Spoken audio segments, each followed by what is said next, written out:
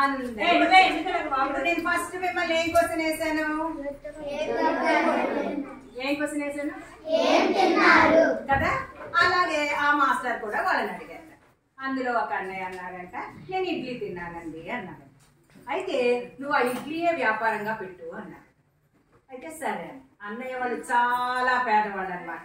ఒకసారి ఇంటికి వెళ్ళి ఆలోచించాడు, నా దగ్గర ఏం డబ్బులు లేవు కదా, నేను ఏం చెయ్యాలి, ఎలా చెయ్యాలి అని ఆలోచించాడు. వాళ్ళ ఇంట్లోనట కొంచెం పాడు పడిపోయిన ఒక బండి ఉండట. బండి మీద ఇడ్లీలు అమ్ముతారు కదా, అలాంటి బండి ఉంటే దాన్ని అడిగి వాళ్ళని తీసుకుని దాన్ని బాగు చేయించుకుని ఒక 1000 రూపాయలు పెట్టుబడి పెట్టారు. ఏం కొన్నారు?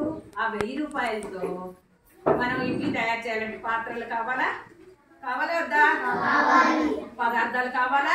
మినపప్పు, నూక పదార్థాలు కావాలా?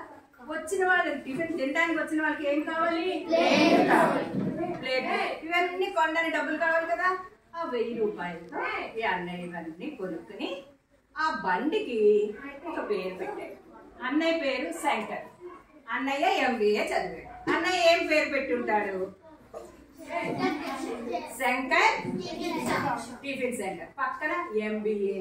అన్నయ్య చదువు పేరు MBA. మీరు 5వ తరగతి 6వ తరగతి చదువుతున్నారు. నీ పేరు చెప్పి నువ్వు 6వ తరగతి అనుకో, అవునా? అలాగే అన్నయ్య MBA చేశాడు, ఓకేనా? అందుకని శంకర్ MBA ఇడ్లీ షాపు అని పెట్టుకున్నాడు.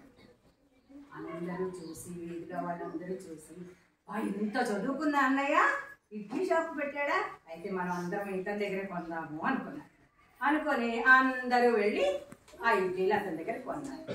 ఎవరైనా వ్యాపారం పెట్టినప్పుడు అన్ని సేల్ అయిపోయాకో వాళ్ళకి డబ్బులు వస్తాయా రావా? లాభం వస్తుందా రాదా?